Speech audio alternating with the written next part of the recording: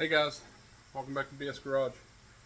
Hey, just want to show you guys a couple things, what we're getting started on today. We took another small trip, so I never got a full length video out.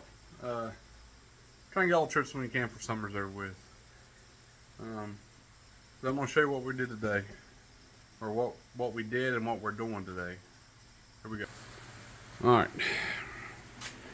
I had someone comment on how I wired the gauges to the factory plugins.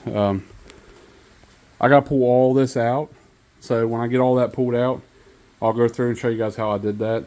I'll do a breakdown because I got too far ahead of the game.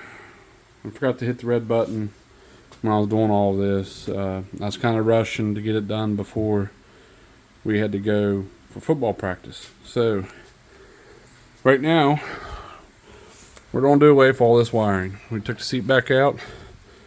We need all this wiring. Comes back here for the buzzers. The brown and yellow are the speakers for the rear. So what we're going to do is we're going to cut all this. Alright. I'm going to cut it.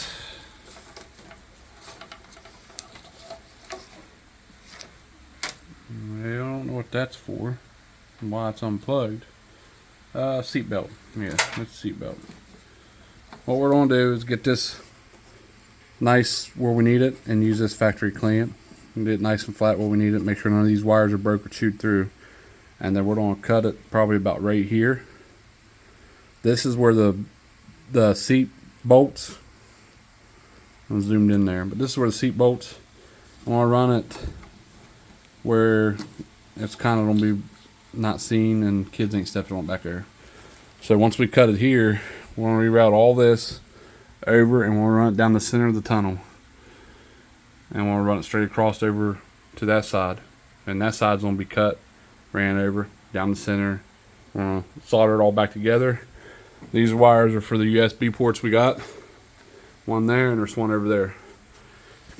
That's what we're working on now. And then once we get that where we need it and soldered, make sure it's working, then we're going to take all this back out. We're going to take all the ductwork out. We're going to take the AC vents out because some of the rats chewed through some of the flexible tubing for the vents. So we're just going to take all that out, and I'm going to put a block on when we take it, temporary block. That way I can at least use the heater. And then we're going to clean all that stuff out. We're going to check all the wiring. We're going to put the new speakers in. I'm going to show you guys how we wired the gauges and everything up when we get there. Today we started on the intake tube. I routed it to this side. I didn't like it because it was too close to the alternator and you couldn't see that can. Routed to this side. It was too far back the way I had it. I'm still thinking about cutting the tube so I can get that air filter about right in here. Because the factory carburetor inlet, where it directions the air to it, is right there. That might not hurt it. It might be alright right there. It might not even cut it. Ran into a problem. This is the wrong mass airflow. Got to build a bracket here. We're going to run it down to the inner fender well on a rubber mount. We'll cut this off.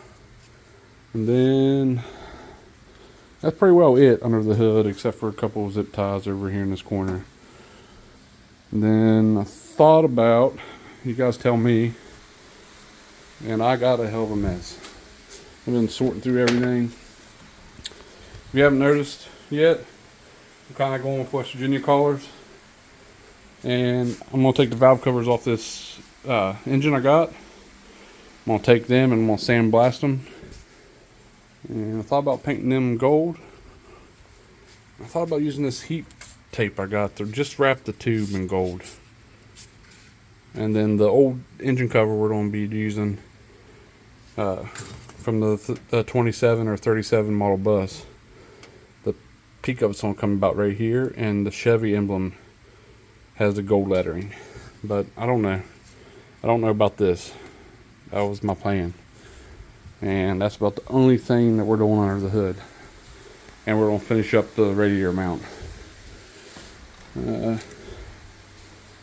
You guys tell me. I want you guys to be part of this build too, so you guys gotta tell me.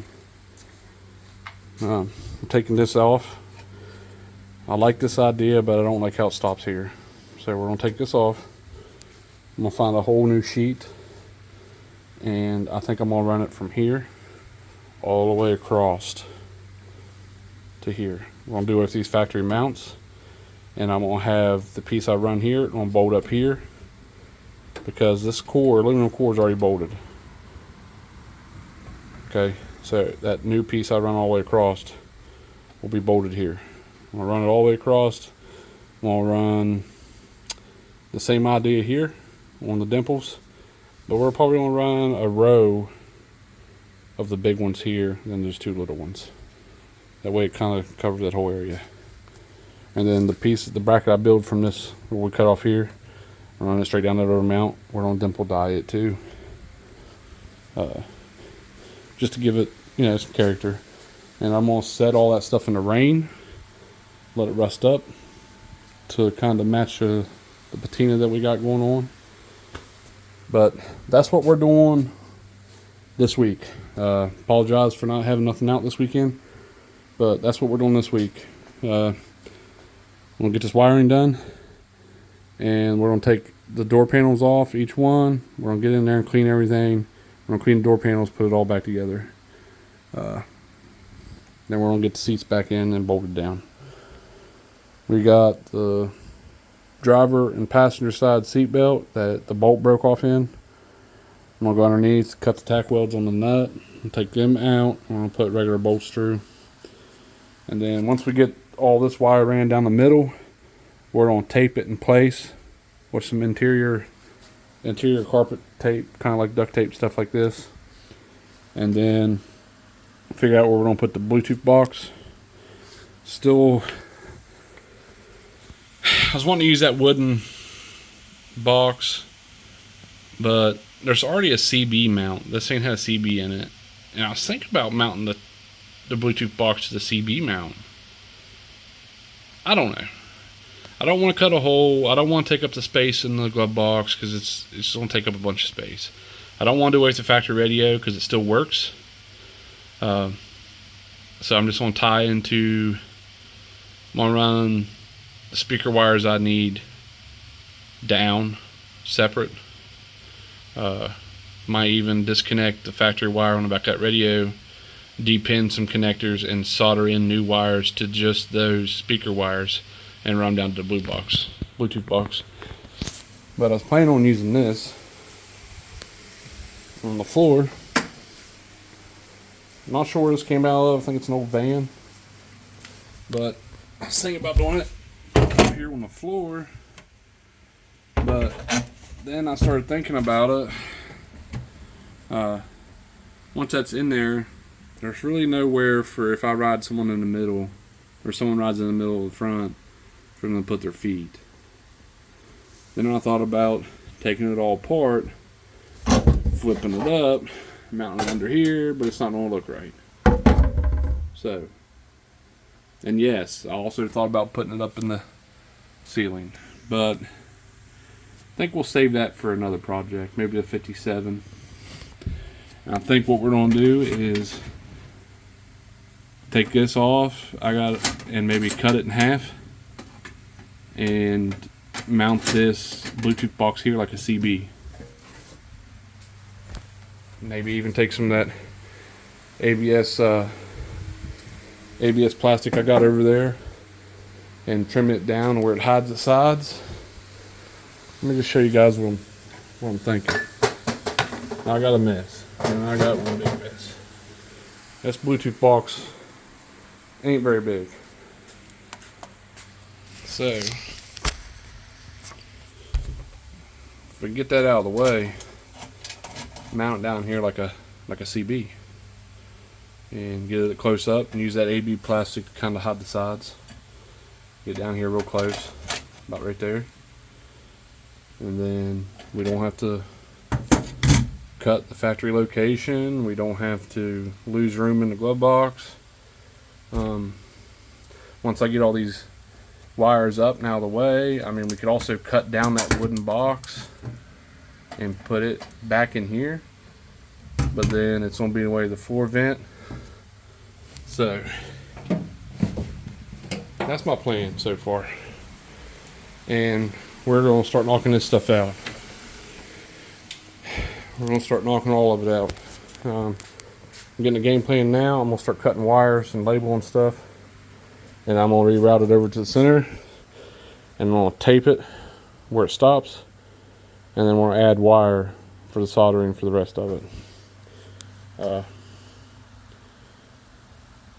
All the door buzzers and stuff work, so we're gonna hook them back for each door for the lights to come on and let you know the door's open. And then that's about it on the wiring. And I gotta figure out why the horn don't work, but I think it's just a horn because I can kind of hear it click or do something, but then it don't make no noise. So I think it's just a horn. But that's the plan so far, and we got 4 seats to shampoo, and we're running out of time. So yeah. So I apologize for not breaking down how I connected that. It's all on temporary connectors right now until my other ones come in. But what I did was on the factory plug-ins in the dash for the headlight switch and the dimmer switch for the high beam indicator. I depinned the plug-in, pulled the wire out, soldered and heat shrinked a new wire to that plug-in, and ran it out for the lights, for the new cluster lights.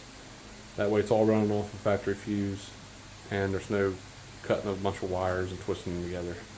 Basically what I did. And then for the main power feed, constant power feed, we got these right here, and I ran this down to the headlight switch for all the headlights and marker lights fuse. Put this in and added 2 fuses. This is my main power. Runs right off the fuse box. Might not be the correct way. Most people will be like, oh, you should have ran separate wires. Well, I got the GPS gauge and the other gauges are ran on 2 different switch wires from the main block, because the GPS needs to be separate so it's not interfering with the other gauges. It clearly said instructions to separate power wire. That's what it said. So it works, and that's why you guys are wondering why when you first turn the switch on, it goes through its cycle and it's not instantly white. It'll go through its cycle first through all the colors, and it'll turn white. Because it's not on the same circuit as the other 3. As soon as you turn the switch, the other 3 come right on. They're lit up, ready to go. And they got a main power, switch power, and they got a headlight switch power, so they don't lose their memory of color. And the GPS one does its own breakdown display, runs through all the colors, and it comes on. They're on separate switches. But yeah, I'll keep rambling on, blah, blah, blah, blah, blah, blah. But here we go. That's what we're doing. And then tidying up the rest of the little stuff under the hood. We're going to do the exhaust and rear end last. I already got the seals and the pumpkin cover. And I got to bend 2 pieces of exhaust so we get the mufflers up out of the way where you can't see them. And we're going to run the turn downs out by the tire. Hopefully we got it ready. We start putting all this plastic stuff back in. Yeah, it's a lot. So, guys, stay tuned. I'll have another video out this weekend. Might have a little bit of the trip we took mixed in with it a little bit. If you guys are football fans, make sure you check into this week's video coming up. Appreciate it, guys. Don't forget to like and subscribe. See you guys later.